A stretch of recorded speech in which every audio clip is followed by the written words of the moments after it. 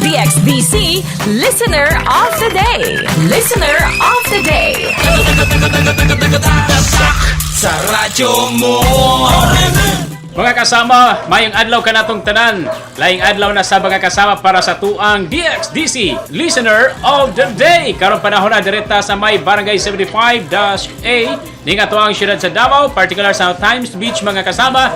Kay padayon ta mang dakop og atong mga suking tigpaminaw. Karon nata aning balaya ato nang sulungon mga kasama. Ayohon. Ayo! Maying hapon, maying adlaw, maying udto. Oy, tay! May gusto! May hapon! Parang na-surprise na ginis tatay ba? Tay, ano siya pangalan? Cristito Estardo.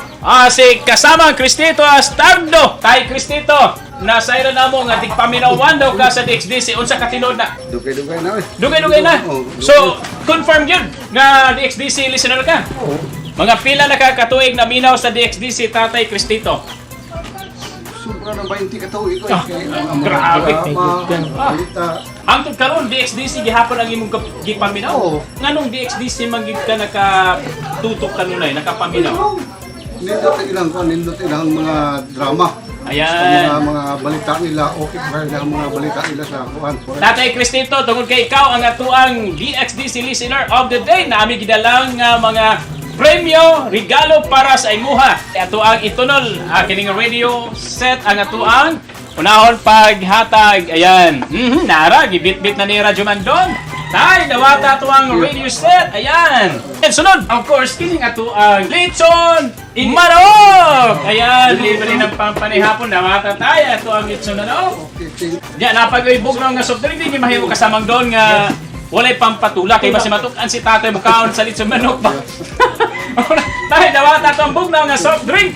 Plus, of course, ato ang souvenir nga t-shirt sa DXDC. Ayan, so tatay. Okay. Aha, kanindot kasamang doon. Okay, tay. Naana sa imo tanan itong mga premyo sa atong ikasulti, tay. Daghang salamat sa DXDC.